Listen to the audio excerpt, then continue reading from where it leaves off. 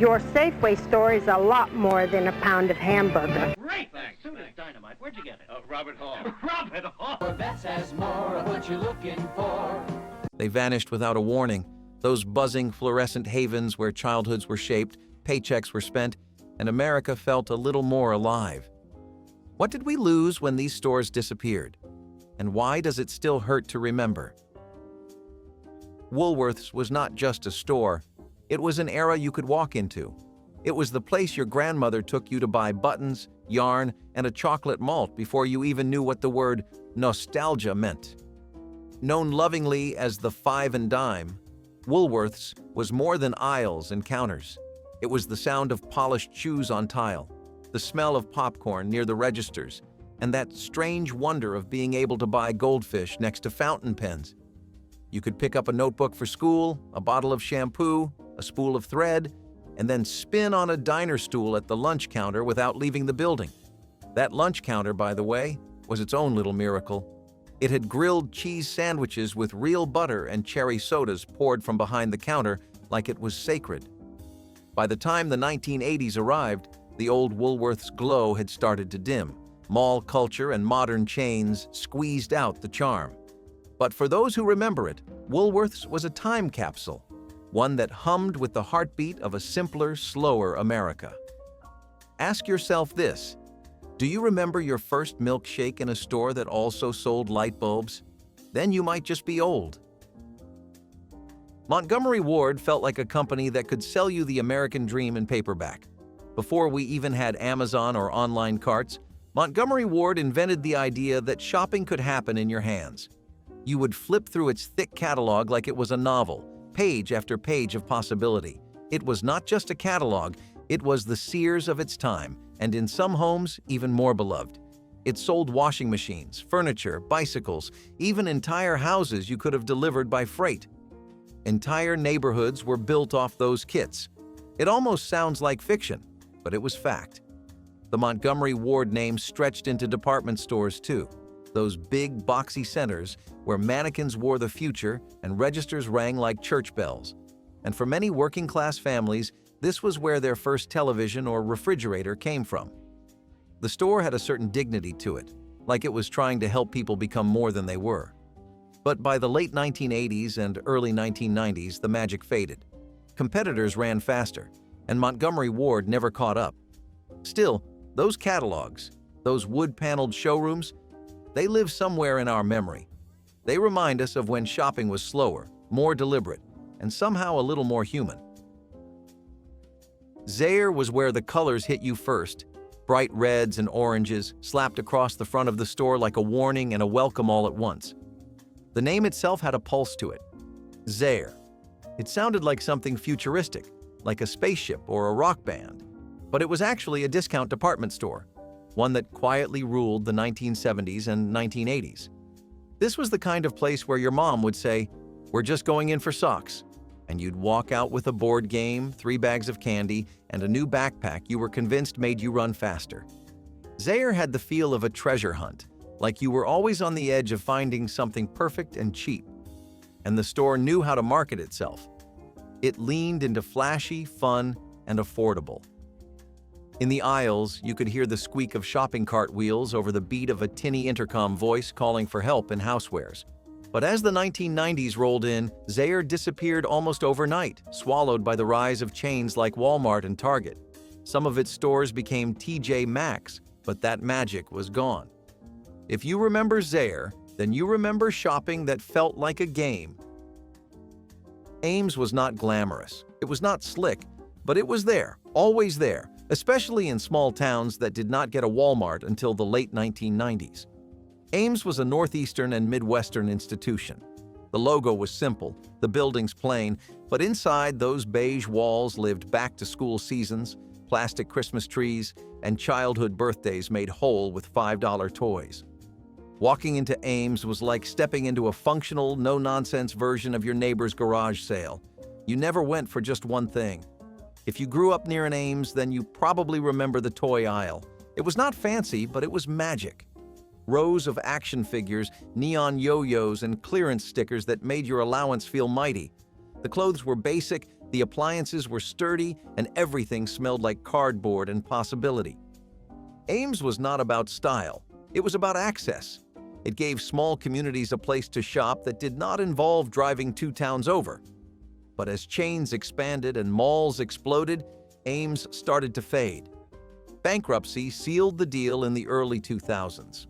Still, if you remember pushing a squeaky cart past the clearance bins at Ames, then you remember a kind of shopping that only made sense in places where the sidewalks cracked and everyone knew your name. Service merchandise felt like shopping in the future, except the future had fluorescent lighting and required a clipboard. You walked into a showroom where everything was a display. You could touch the merchandise, admire the VCR or the necklace or the blender, but you could not walk out with it just yet. No, you had to fill out a form. Then you took that form to the back, where a conveyor belt would deliver your purchase like a magic trick. It felt part catalog, part factory, part sci-fi movie set. But for many Americans, this was the thrill of buying electronics or jewelry in the 1980s. Service merchandise was weird. It was impersonal. It was also weirdly exciting. You would wait with anticipation, watching the belt like it was an airport luggage carousel, hoping to see your box slide down. This was not a place for impulse buys. It was for the kind of purchase you thought about, saved for, wanted to make count. Eventually, the novelty wore off. The rise of real-time retail and warehouse clubs buried service merchandise. The last stores shuttered in the early 2000s. But if you remember filling out a carbon copy slip to buy a microwave, then you remember a shopping experience no one has dared to bring back. Hills was more than a store. It was a destination, especially if you were a kid in the 1980s. The first thing that hit you was the smell. That buttery, salty popcorn smell coming from the snack bar near the entrance. You would get a soft drink in a waxy paper cup and feel like royalty. Hills was not trying to be chic. It was trying to be practical, joyful, and just chaotic enough to feel like a fairground. The toy section was enormous. The clothes were hung low enough for kids to mess with, and the home goods aisle always felt a little like wandering into your aunt's attic. They had it all. Holiday decorations, lawn furniture, even pet supplies. And the prices? Always reasonable. But more than that, Hills made shopping an event. You did not just go there, you planned to go there. By the 1990s, the magic started to leak. Competitors moved in with sleeker branding and more aggressive prices. The popcorn machine went cold. The lights flickered more. Then one day, it was just gone, replaced by another logo, another forgettable store. If you remember Hills, you remember a time when a shopping trip meant something, especially if you still crave popcorn when you pass a strip mall. Kresgas was not a department store. It was a time machine in disguise. Before the world had Kmart, it had Kresgas, a 5-and-dime chain with polished floors, towering shelves, and those unmistakable glass counters. This was the kind of place where you could buy ribbon, a pencil case, and a tuna sandwich, all under one roof. And that sandwich?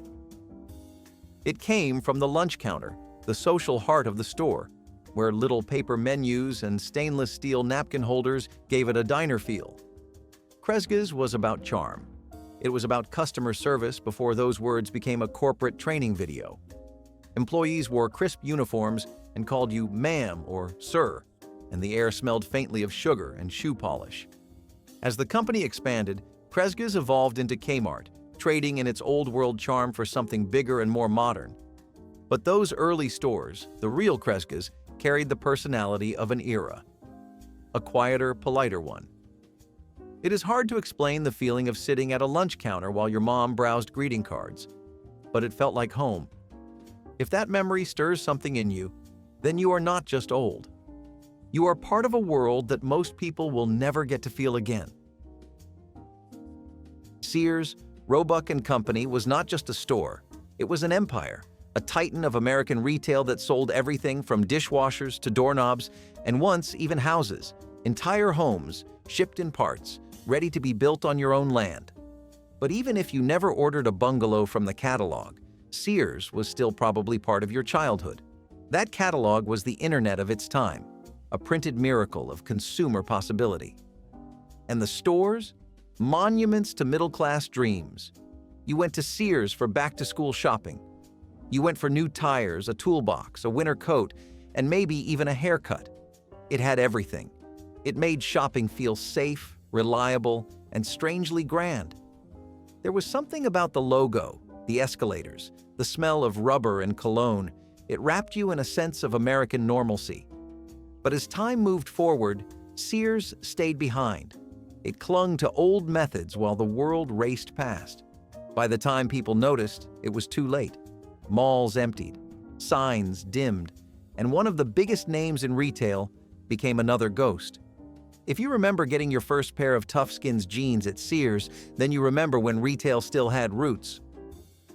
Ben Franklin stores were humble, but they were everywhere, especially in towns where nothing else quite reached. This was the local five and dime that quietly stitched communities together. It had bins of buttons, sewing kits, stickers, penny candy, and ceramic knickknacks you only half remember buying. But that was the beauty of Ben Franklin. It felt like a neighbor's attic turned into a store. You could walk in with loose change and leave with a bag full of tiny, useful wonders. Crafters loved it. Grandmothers adored it. Kids saw it as a miniature adventure every time. It was where seasonal decor came from, where your mom got felt by the yard and where your first paint-by-numbers kit probably came from too. The charm was not in the selection. It was in the familiarity. There was always a little radio playing in the background, always the smell of dust and cardboard. It was not high fashion, it was not high anything, but it was accessible, and it was ours. Eventually, Ben Franklin faded from the retail landscape, edged out by flashier stores and online convenience. But if you ever bought a trinket, a toy, or a greeting card from a place where the cashier actually knew your name, you might just be old. Venture felt like shopping with a bit more attitude. The logo, those bold black and white stripes, was iconic in the Midwest. It was sleek, modern, even a little aggressive compared to the muted palettes of the other chains. Venture was the cool cousin of the department store world. It had clothes that felt closer to what teenagers actually wanted, and prices that made parents nod in approval. You could get everything there: socks, skateboards, VCRs, school supplies.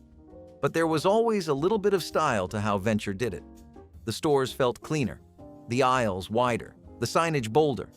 It was retail trying to move forward without losing touch. For many Midwestern families, a trip to Venture was a weekend staple. You would grab snacks, maybe a toy, and if it was a good day, a cassette tape from the discount bin.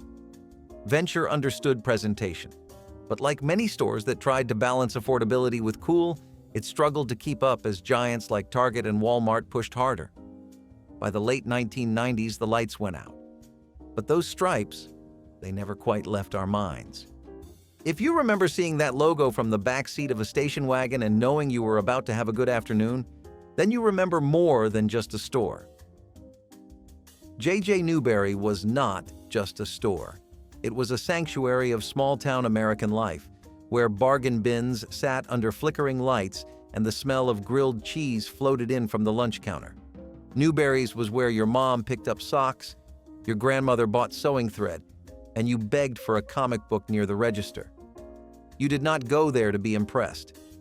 You went because it was dependable, and maybe because the cherry cokes from the fountain were sharper and sweeter than anything you could get in a can. Those counters were sacred ground. People ate their tuna melts under the gentle hum of fluorescent lighting, chatting with clerks who always seemed to remember your name. It felt less like shopping and more like checking in with your neighborhood. At its peak, J.J. Newberry had hundreds of locations, but its spirit was never corporate. It was built on community, on accessibility, on the charm of an everyday store that tried to do right by its people. The fall came slow, bigger chains, louder logos, flashier deals, but what we lost was something gentler, something human. If you ever sipped a soda while thumbing through school supplies at a Newberry's, then you remember what it was like before the world rushed past us. P.S. Stewart's was the kind of store that felt like it came with its own handshake. You stepped in and were greeted by name, sometimes with a smile that had known your family for 3 generations. It was not glamorous, it was not flashy, but Stewart's was personal. one of the last true department stores to anchor itself in the lives of the towns it served. You bought birthday gifts there. You tried on your first church dress or graduation suit there. It was where you bought sensible shoes, where you found the right tablecloth, and where sales clerks helped, not hovered. The fitting rooms creaked, the counters chipped, but it was home, the kind of place where your receipt might come with a compliment. Stewart's existed in that sweet spot between familiarity and function. It lived for decades, serving families that could not afford the downtown department stores or the fancy suburban malls. But when the tide of chain stores rolled in, Stewart's could not swim fast enough. And like so many regional treasures, it faded into whispers. If the name P.S. Stewart's rings a quiet bell in your memory, then you are one of the few who remember a time when retail felt more like a handshake than a transaction. Gold Circle had no illusions about what it was. It was not pretending to be upscale. It was not selling you a lifestyle. It was selling you a trapper keeper, a set of towels, and maybe a blender. And for most families in the 1970s and 1980s, that was more than enough. Gold Circle was the discount chain with giant plastic shopping bags that could double as laundry hampers. The aisles were packed, the lighting was unforgiving, and the sales were always in bold red lettering. It was the place you dreaded as a kid until you got to the toy aisle, or the video games, or those weird off-brand action figures that somehow ended up in every childhood bedroom. Back-to-school shopping there was a ritual. Your parents loaded carts with notebooks, colored pencils, and undershirts while you wandered off in search of something more interesting. It did not matter that the floors squeaked or the signage never matched the products. Gold Circle was honest. It was part of a retail era that was not trying to seduce you, just serve you. When it merged into Kmart in the late 1980s, most people did not even notice at first. But if you remember those giant white bags with the gold rings, then you were there. And you probably still fold your socks the same way. Richmond Brothers was not where you went to make a fashion statement. It was where you went to become a man. In the 1950s through the 1970s, every working-class dad, uncle, and neighbor had a suit hanging in their closet from Richmond Brothers. Affordable, respectable, and built to last. That was the whole point. You were not buying trends. You were buying something that would see you through weddings, job interviews, and Sunday church. And the best part? It came with service. Real service. Measured shoulders, cuffed hems, salesmen who actually knew the difference between a Windsor knot and a sloppy loop. You would walk in looking like a boy and walk out like you could run for city council. Richmond Brothers had its own quiet dignity. It treated clothing like something sacred, not disposable. That mindset made it special. But eventually, cheaper suits flooded the market. Style changed. Habits changed. And Richmond Brothers could not keep up. By the time it closed its doors, the idea of tailoring your suit at the same place you bought it had already started to feel like a memory. If you ever stood in front of a mirror in stiff new shoes, watching someone pin your slacks with care, then you remember what Richmond Brothers meant. Consumers Distributing was the most confusing store you ever loved. You walked in, saw all the nice things, but could not actually buy anything off the shelf. That was just the showroom. The real transaction happened with a form, a paper slip you filled out with a tiny pencil, like you were taking a quiz in school. Then you waited, sometimes for minutes, sometimes for what felt like hours. But eventually, like magic, your item arrived from the back on a conveyor belt. It was weird, it was mechanical, it was kind of brilliant. Consumers Distributing cut out the mess, the chaos, and the impulse buys. You came in for a blender and left with a blender, nothing more. Unless, of course, they were out of stock. Then you just left with disappointment. Still, the place had a charm, a futuristic simplicity that, in hindsight, actually predicted a lot of what shopping would become. Warehouse inventory, no unnecessary browsing, clear product numbers. It was Amazon before Amazon, only without the tracking number. When the model fell out of favor, it collapsed quickly. But those who remember filling out that little form, hands smudged with pencil lead, know how surreal it all felt. B. Dalton Bookseller was the kind of store you could get lost in, even when it was just a narrow strip in a crowded mall. The sign alone, white lettering on deep blue, meant you were about to enter a quiet zone, a sacred place. It smelled like new paper and plastic covers with just a hint of printed dreams. This was where you discovered your first fantasy novel, your first awkward self-help book, or your first forbidden romance paperback. B. Dalton was not Barnes & Noble. It was smaller, tighter, more personal, and it had a magical ability to shrink the world outside while expanding the one inside. Mall kids in the 1980s remember it as the place you ducked into when your parents were still in Sears. It was a bookstore that made reading feel cool, and you could sit on the floor in the back corner reading half a book before deciding if it deserved your allowance. There was always a rack of bookmarks, always a few copies of something no one else carried, and always a cashier who seemed to have read every word of every book in the place. When B. Dalton faded, it took a piece of quiet mall culture with it. Kinney Shoes was where childhood summers really began, not because of what they sold, but because of what those shoes meant. Every August, it was time to go to Kinney's and get new sneakers, new Sunday shoes, or those stiff brown loafers you hated but had to wear anyway. You walked in with dusty sandals and walked out with something clean, shiny, and just tight enough to cause blisters. Kinney Shoes was not trendy. It was practical, solid, affordable, the kind of place your parents trusted to do the job and not break the bank. And for generations it did. Rows of stacked boxes, metal shoe horns, that faint scent of leather and industrial carpet. You probably had your foot measured there using one of those strange sliding devices that looked like it belonged in a lab. And every time you wore your new shoes to school, you felt like a new person, even if they pinched your toes. Kinney was eventually swallowed by Foot Locker and other chains, but its footprint, no pun intended, left a mark. If you ever dreaded that back-to-school shopping trip but secretly loved walking out with a shoebox under your arm, then you remember Kinney Shoes. F.W. Grant Company was not flashy. It was not ambitious, but it was honest. A dime store in the truest sense, the kind of place you walked into with coins jingling in your pocket and came out feeling like a king. It had puzzles, ribbons, kitchen gadgets, and dusty shelves filled with possibilities. The floors creaked, the lighting buzzed, but no one cared. Because Grant's was where you got the Christmas wrapping paper, the birthday card, the Halloween mask. Everything felt like it had been there forever, and that was the appeal. In the post-war years, stores like this were the backbone of American retail. They were for people who needed what they needed, nothing more, nothing less. F.W. Grant was everywhere and nowhere, always just around the corner in the town square. Eventually, it faded, quietly, without fanfare.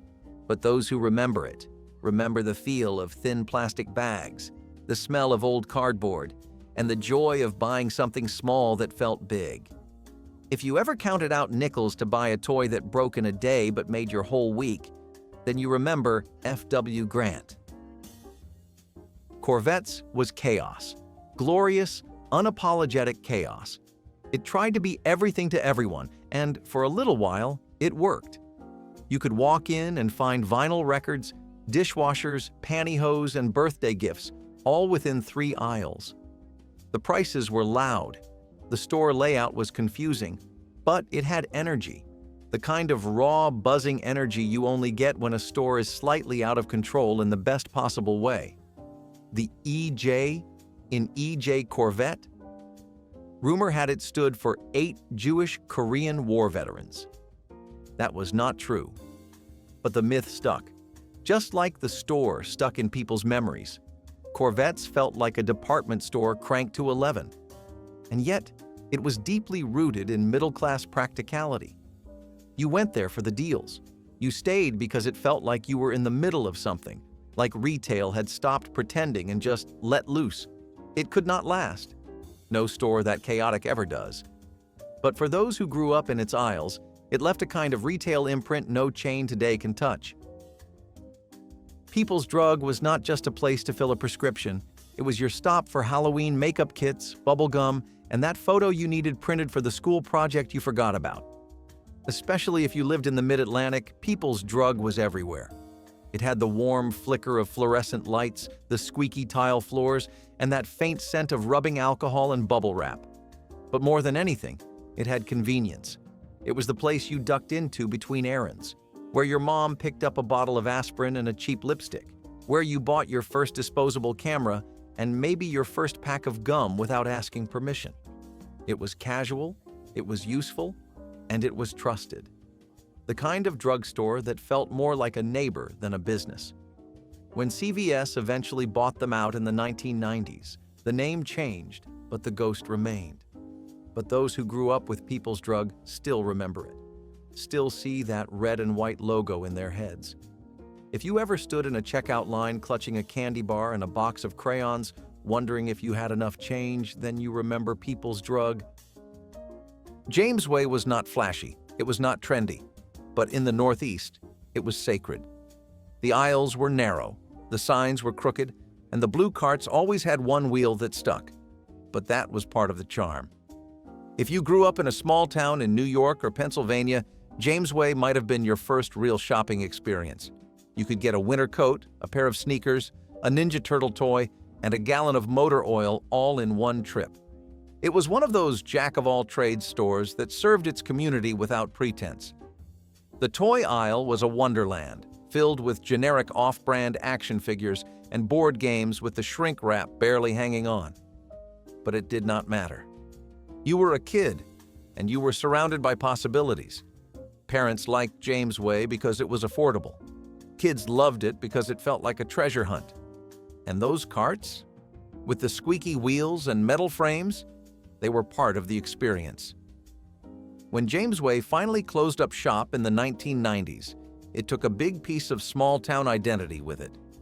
If you ever wandered through those narrow aisles clutching a new toy and a bag of corn chips, then you remember when shopping still felt a little homemade. Leclerc was a New England staple, especially if your dad loved electronics or your mom needed a new blender. It was the place you went when you wanted to feel like you were stepping into the future. Radios, microwaves, television sets, stereo systems stacked like they were part of a spaceship. Leclerc felt modern, even when everything else around you still looked stuck in the 70s. It was not a giant warehouse or a big box monolith. It was cleaner, tighter. It had energy without being overwhelming. You could browse cassettes and camera film or test out the latest Walkman model, while your parents argued over what kind of coffee pot would last longer. There was a sense of pride in shopping at Leclerc, like you were in on something the rest of the country had not discovered yet. It had a strange kind of regional loyalty, too. People loved it, not because it was the cheapest, but because it treated the customer like someone who knew what they wanted. When it folded in the late 1990s, it felt abrupt, like someone turned off a switch. The building stayed, the memories stayed, but the store, gone. If you ever walked out of Leclerc with a bag full of cables and a warranty you were too young to understand, then you were there. Western Auto was a store with a name that sounded like it belonged in a Western movie, but it was all about the real world. It was the place where your dad went for spark plugs and motor oil, where your uncle bought a new set of fishing lures, and where you once begged for a banana seat bicycle in neon green. Long before AutoZone and online ordering, Western Auto was the neighborhood authority on anything with a motor, or close to it. But it was not just car parts. You could get radios, toasters, garden tools, even hunting gear. It was half hardware, half hobby shop, and entirely local. Most stores had that gritty smell of rubber and grease, the kind that stuck to your jacket a little on the ride home. But for millions of Americans, Western Auto was dependable. It felt like a place built for the everyman, for people who fixed things instead of replacing them. And the staff? They were not salespeople. They were mechanics who happened to wear name tags. Eventually, specialization won. Big chains with bigger inventories took over. But if you remember the red and white logo, the dusty aisles, or that feeling of accomplishment when you bought your first set of wrenches, then Western Auto lives on in you. Tower Records was not just a store, it was a temple. A glowing, neon-drenched temple where the walls were lined with album covers that doubled as art and shelves packed with music that defined your generation. Whether you were into punk, jazz, metal, or Madonna, Tower had your tribe. You could spend hours there, not just browsing, living, listening stations with bulky headphones, magazine racks filled with Rolling Stone and underground zines.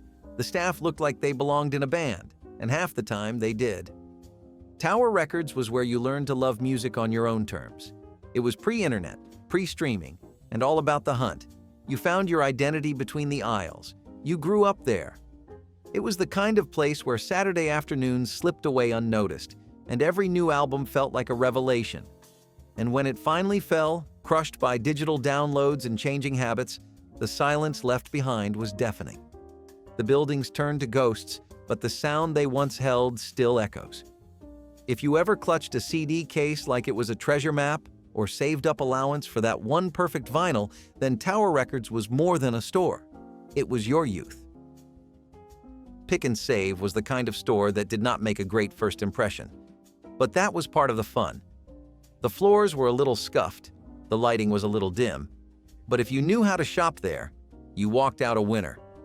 Before Kroger took over, the original Pick and Save in Wisconsin was a quirky, slightly chaotic bargain chain that made every trip feel like a treasure hunt. You might walk in for bread and leave with Halloween decorations, a 10-pack of socks, and a frozen meatloaf you swore you would not buy again.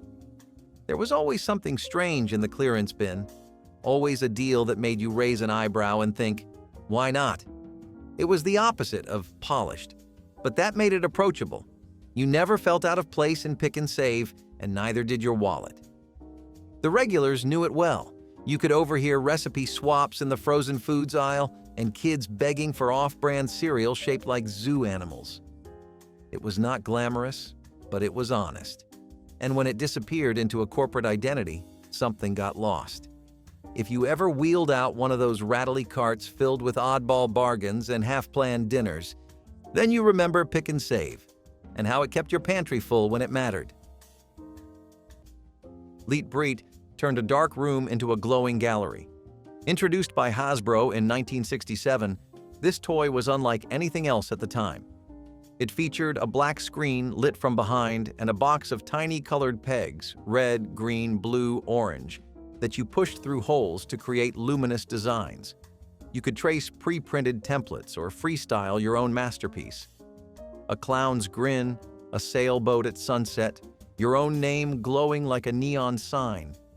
The warmth from the light bulb behind the screen gave it a cozy feeling, and the soft glow made your room feel like magic. It was quiet play, patient play, the kind where your tongue stuck out in concentration and the world around you disappeared. Parents loved that it was mess-free. Kids loved that they were in control. Once finished, you sat back in the dark and admired your work, a tiny artist with your own spotlight. Over time, more templates arrived, cartoon characters, animals, seasonal themes. But even with no pattern at all, the effect was the same, a toy that made you feel like a creator. In a world before screens lit up everything, Lightbrite let you light up something of your own, one peg at a time. Before Nintendo, video games were gasping for breath. After Nintendo, they were alive again. It was 1985 when the Nintendo Entertainment System hit American shelves and changed living rooms forever.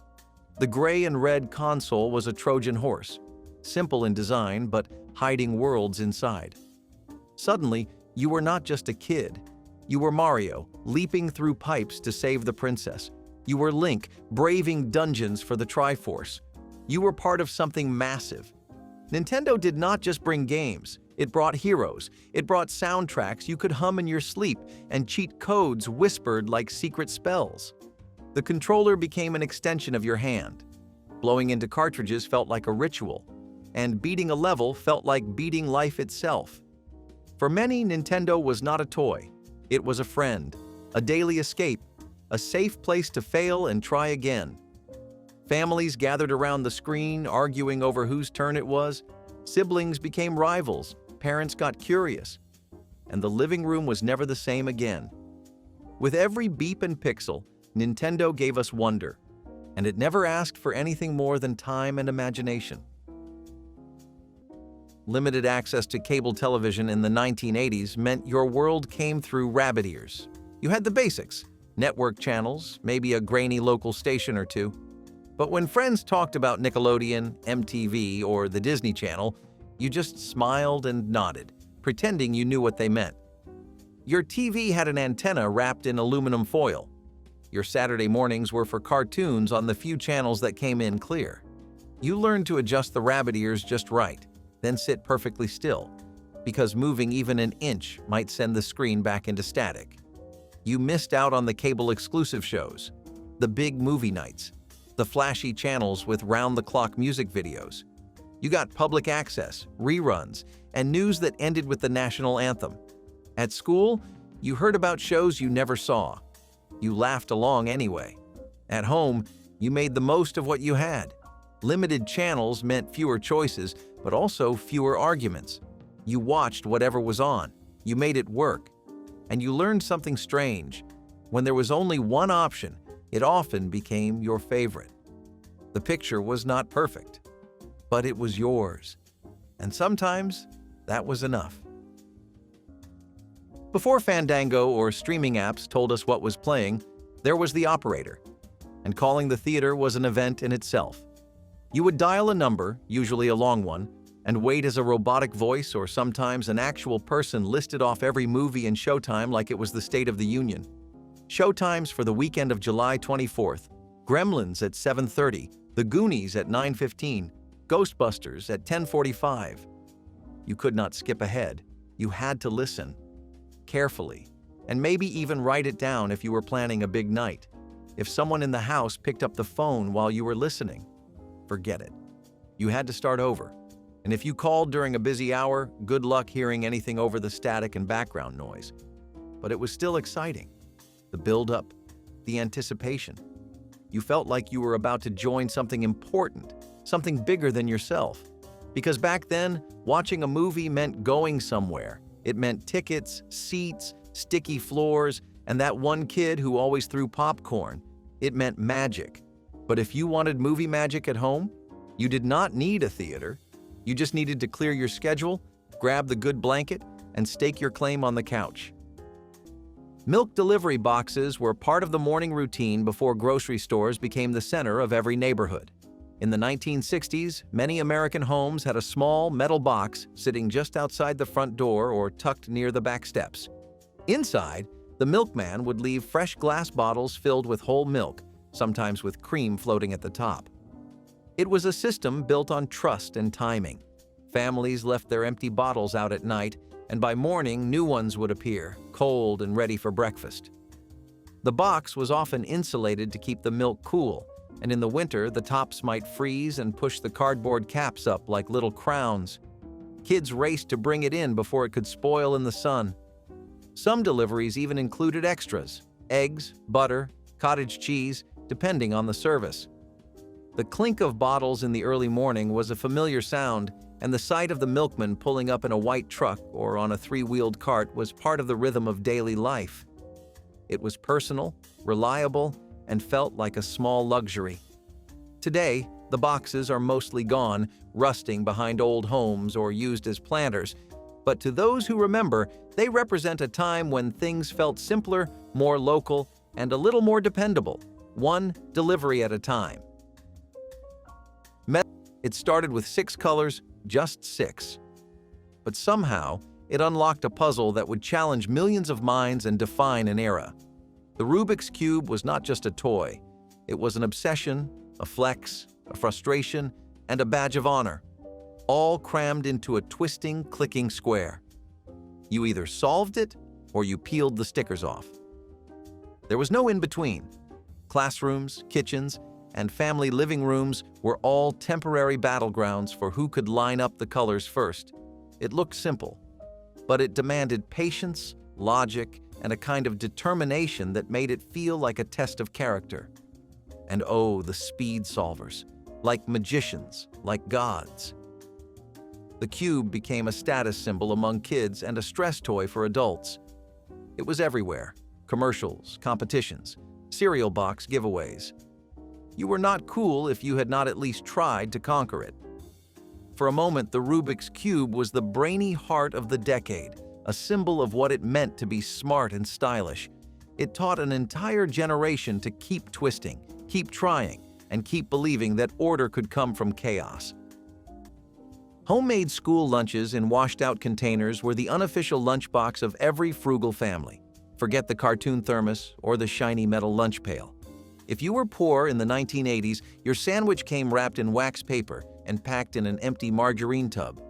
Maybe the lid said country crock, but inside was leftover spaghetti or peanut butter crackers. You used the same container every day. The label peeled, the edges warped, but it worked. Your drink? Not a juice box. Maybe a reused jelly jar with watered-down Kool-Aid. You prayed it did not leak. In the lunchroom, you sat next to kids with perfectly packed snacks, cheese sticks, pudding cups, chips with real logos. You ate quietly, or fast, or not at all. But at home, it made sense. Those containers stacked neatly in the cupboard. Your parents washed them each night and packed them again with care. It was not about shame. It was about stretching every cent. And even though you knew it was different, you also knew it was made with effort, maybe even love. Those stained lids and handwritten notes stuffed under the sandwich were signs of sacrifice. And now, all grown up, they feel like something you miss. Homemade school lunches in washed-out containers were the unofficial lunchbox of every frugal family. Forget the cartoon thermos or the shiny metal lunch pail. If you were poor in the 1980s, your sandwich came wrapped in wax paper and packed in an empty margarine tub.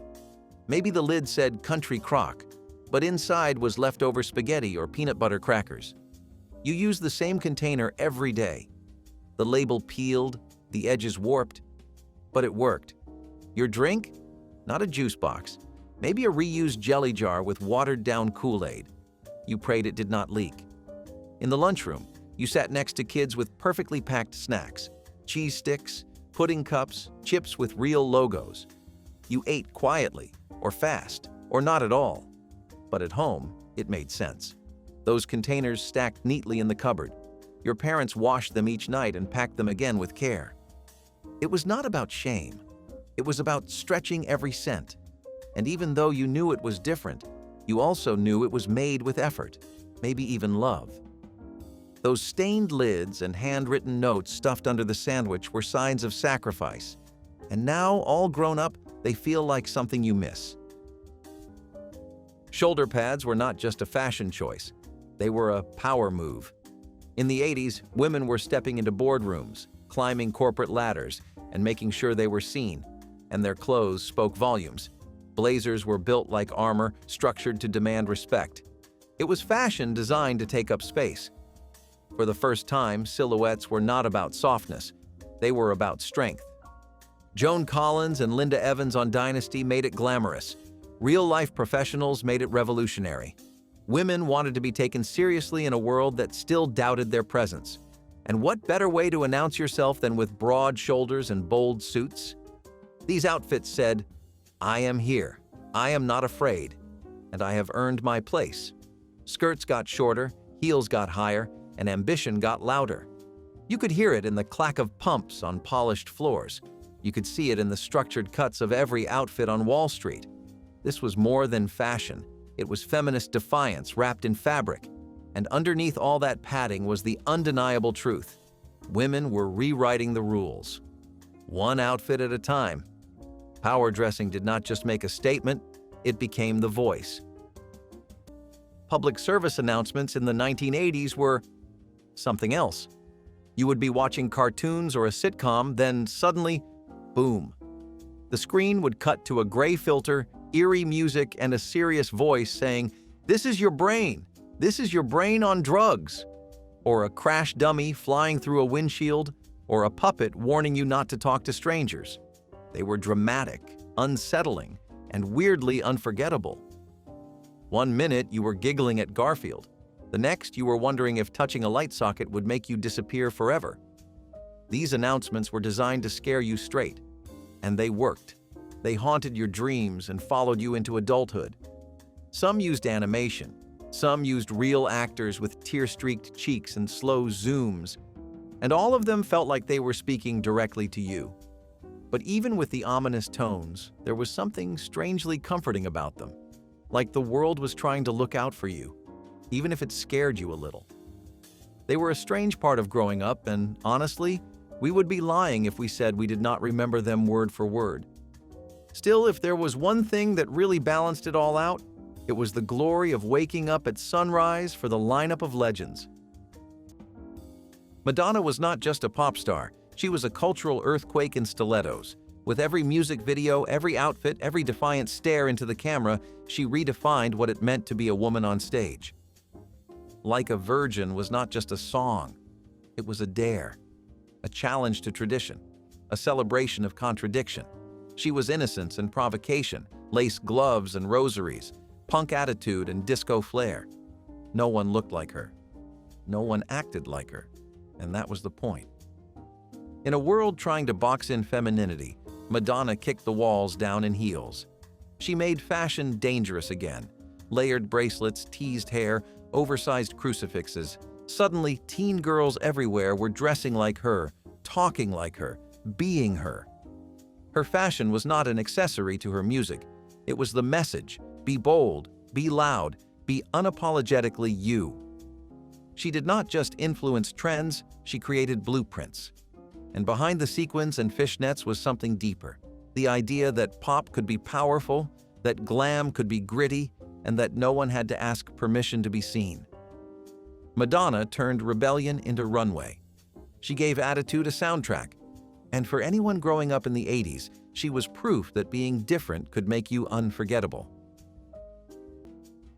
Space food sticks were NASA's answer to snacking, and the 1960s answer to cool. Developed with the help of the space agency and manufactured by Pillsbury, these chewy, tube-shaped snacks were inspired by the meals eaten aboard spacecraft during America's race to the moon. They came in flavors like chocolate, peanut butter, and caramel, each one individually wrapped in sleek foil packaging that looked straight out of a science fiction movie. For kids, biting into a space food stick meant pretending you were floating in zero gravity, eating like an astronaut in orbit. They were soft, dense, and slightly grainy. Less candy bar, more futuristic fuel. Parents loved the idea of a high-protein, shelf-stable snack. Kids just liked the novelty. They made it into lunchboxes, road trip bags, and even Halloween candy stashes. Though their popularity waned by the 1980s, the memory stuck, especially for those who watched grainy broadcasts of moonwalks and then unwrapped their own little taste of space. Today, space food sticks are remembered more for what they represented than how they tasted. They were not just snacks. They were a bite of the future, wrapped in foil, waiting in your kitchen drawer. They were not just dolls. They were your children, adopted, named, cared for like living, breathing extensions of your heart. Cabbage Patch Kids exploded into American homes like nothing else before them. Chubby cheeks, yarn hair, signed bottoms, they were adorable and slightly strange. But they were yours. No two were the same. That was the magic. It felt personal, like fate. Parents fought in department stores to get them. Shelves emptied in seconds. News clips showed grown adults wrestling over plush plastic babies. It was not just a toy. It was a phenomenon. And it swept through the country like a fever dream. Kids brought them everywhere, to school, to bed, to dinner. They came with birth certificates and backstories, turning playtime into family drama. In an age of make-believe, these dolls made things feel real.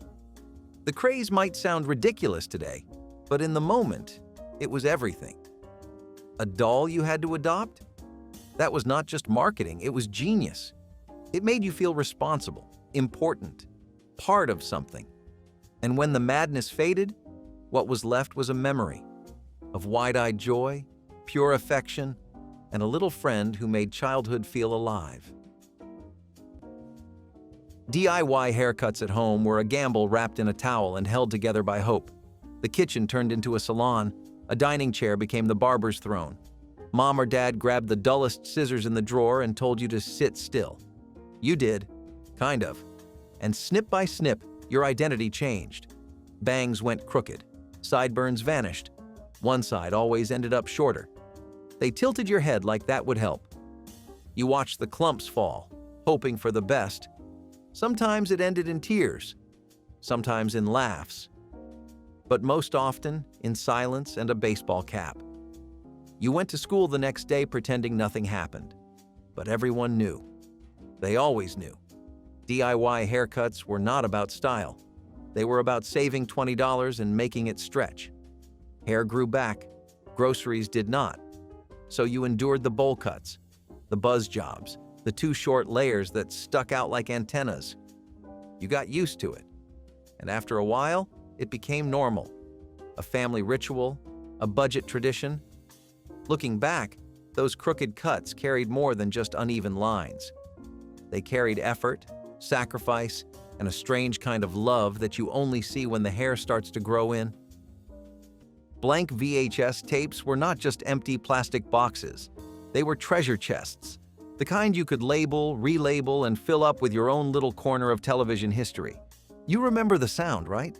That whirring click as the VCR accepted your latest recording project, whether it was The Muppet Show, a Disney movie airing on Saturday night, or just some random commercials you ended up watching later like they were rare artifacts. Back then, taping something off television was serious business. You had to time it perfectly, hit record at just the right moment, or risk catching the tail end of a news anchor saying, "And now," before your show started. Fast-forwarding past commercials felt like a power move. Rewinding? An art form. And if you had one of those little tape rewinder machines shaped like a car, you were basically living in luxury. You wrote on those little white stickers with a level of care that rivaled school projects. Do not tape over. Disney only. Toys R Us ad. Keep forever. And when someone in the house recorded over your stuff with a football game, that was war. But if you wanted to really test your patience and your brain power, there was only one screen-based challenge that ruled them all. Making a mixtape in the 1980s was not just about the music. It was about what the music meant. This was not a playlist you could throw together in 5 minutes. This was a curated collection of feelings, carefully selected for maximum emotional impact. Every track had a purpose. Every order was intentional. You did not just make mixtapes for yourself. You made them for friends, for crushes, for breakups, for birthdays, for sitting in your room, staring at the ceiling, thinking deep thoughts you had no business thinking at that age. You would spend hours hitting pause and record, rewinding to check the transition, trying to fit exactly the right number of songs on each side without cutting one off too soon. There was a science to it, a rhythm, a philosophy. And then came the cover art. Doodles, stickers, fake band logos, scribbled lyrics, little hearts and broken hearts. The label on a mixtape said everything about who you were or who you wanted to be. These tapes were gifts, time capsules, emotional resumes. You gave one to someone and it meant something. It meant a lot. But if you did not have the patience or just wanted to cheat the system a little, you could always get a dozen albums for the price of a gumball. Almost. Twister was the game that got people off the couch and tangled in each other's limbs. Released in 1966, it came with a plastic mat covered in colored circles and a spinner that decided your next move. Left hand red, right foot green.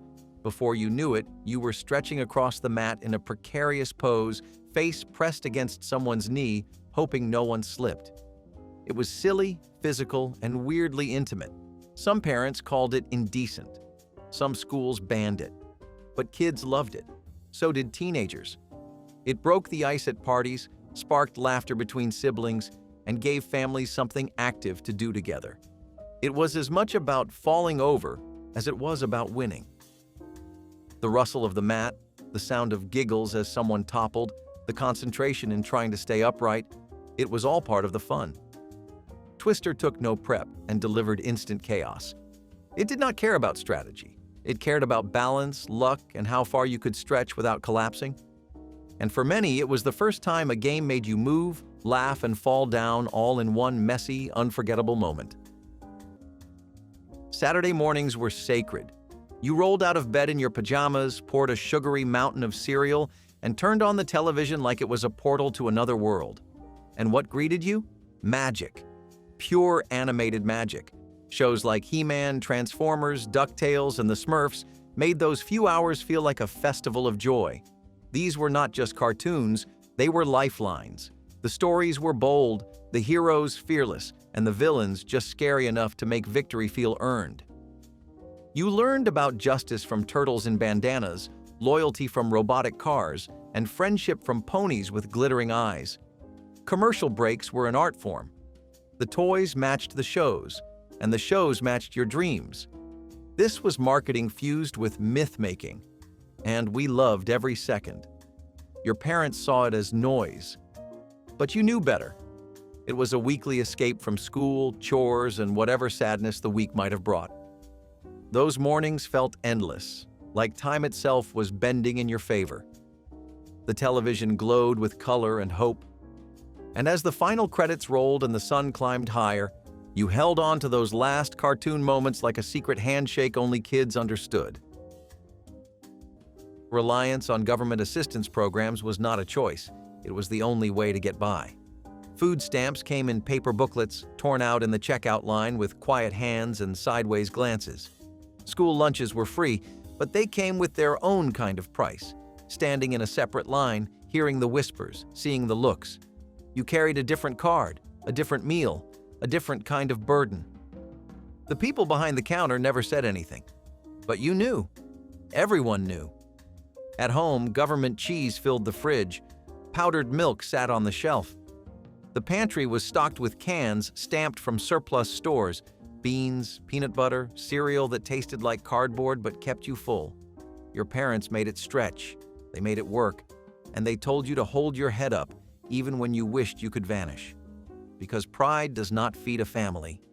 Assistance was not shameful. It was survival. It was how your shoes fit, how your stomach was full, how you still made it to class with something in your bag. And though some days it felt heavy, it also meant someone, somewhere, knew you were worth helping. Even when the world made you forget. Saturday morning cartoons were not just shows. They were rituals.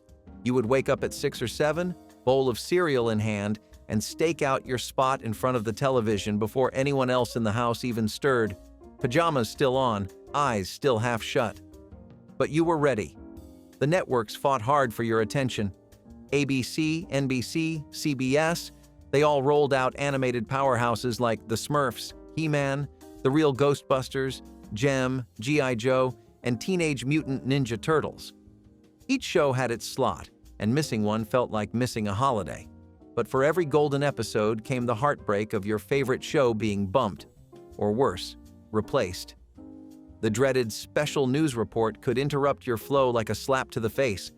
You would sit there in disbelief as your cartoon got pulled for a political debate or weather update. No warnings, no mercy. Still, the lineup gave you something to look forward to all week, and for those few hours, everything felt right in the world. Cartoons, cereal, and commercials that somehow got stuck in your head forever. Because let's be honest, there are still jingles from that era that we can sing from memory, word for word. TV dinners turned the living room into a dining room, one foil tray at a time. They were not new in the 1960s, but this was the decade they really took off, just as television became the centerpiece of American family life. You got a little compartment for meatloaf, one for mashed potatoes, another for corn, maybe a brownie tucked into the corner. All you had to do was pop it in the oven, wait, and serve. No planning, no cleanup, no arguing over what to cook. The tray itself felt futuristic. Everything had its place. The food was not gourmet, but it was warm, salty, and comforting in its predictability. Families could eat while watching their favorite shows. Kids could feel like grown-ups with their own personal meal. The appeal was clear, fast, easy, and made to match the rhythm of modern life. TV dinners were more than just food. They were a new way to eat, one that said it was okay to sit on the couch and focus on The Ed Sullivan Show or Bonanza. The clang of a fork against aluminum still echoes in memory. For many, it was the sound of dinner and television becoming one. Hip-hop was born in the Bronx, but in the 80s, it exploded into every corner of American life. It was not just a sound, it was a movement. And when Run DMC hit the stage in Adidas tracksuits and shell-toe sneakers, you knew the world was about to change. This was more than music. It was poetry over beats, rhythm over silence, truth over noise. The 80s marked hip-hop's rise from underground parties to global power. LL Cool J, Public Enemy, Grandmaster Flash. These were not just rappers. They were messengers. Each lyric felt like a coded message from the streets, a heartbeat from the city itself. Hip-hop spoke about struggle, pride, injustice, and survival in a way that made you stop, listen, and feel. And the style? Just as fierce. Gold chains, Kangol hats, boom boxes on shoulders. This was fashion with purpose. The look was bold, but the voice behind it was louder. Breakdancing hit sidewalks like fire. Graffiti tagged the city with identity. And everywhere you turned, the bass dropped like a gavel. Hip-hop turned sneakers into icons and turned raw truth into chart toppers. It did not ask for a seat at the table. It built its own table, right there on the pavement. And anyone who came of age in the 80s knew they were witnessing the rise of a new American language, one that still speaks volumes. Owning a Trapper Keeper in the 1980s felt like owning a briefcase made just for kids, but with neon colors, Velcro, and personality. These were not just folders. These were statements. You did not just store your homework in a Trapper Keeper. You stored your identity. From bold geometric designs to wild illustrations of race cars, dolphins, or laser grids that looked like they belonged in a science fiction movie, the outside of your Trapper Keeper said something about you. And that satisfying rip of the Velcro? That was music. It had pockets for pencils, slots for notes, compartments you never used but felt cooler just knowing they were there. There was something so absurdly organized about them that it made you want to turn your life into a schedule. You would write the dates on your notebook dividers, color-code your subjects, and then forget all of it by Wednesday. But hey, the effort was there. You felt important carrying one around. It made you feel like you were growing up, and even if you never opened it for anything other than doodling weird cartoons during math class, it still felt like a win. But when it came to keeping track of things, there was one object that really made you feel like a collector, and not just of stuff, but of memories. Shared bedrooms among siblings meant privacy was a myth and bedtime was an adventure. 2, sometimes 3 kids in one room, bunk beds, fold-out couches, mattresses on the floor. You learned to sleep through snoring, giggling, and whispered arguments over who stole the blanket. One lamp lit the room. One drawer held everyone's socks. If you wanted quiet, you closed your eyes and hoped for sleep. But there was love there too. Late-night stories, secret jokes, a flashlight under the covers. You made forts out of sheets and built walls with pillows, pretending they were rooms of your own. You learned to share without thinking, to wait your turn, to keep secrets. Sure, you fought. You drew invisible lines down the mattress. But you also looked out for each other, listened when someone cried, celebrated the nights when no one got in trouble. Those cramped quarters built closeness you never asked for, but maybe needed. And years later, you remembered those rooms not for the lack of space, but for the way they held you together. Shared bedrooms were loud, messy, and full of life. And even now, you sometimes miss what it meant to fall asleep beside someone who knew you by heart. If one of these stores sparked a memory, share it below, like the video, and subscribe to keep the nostalgia going.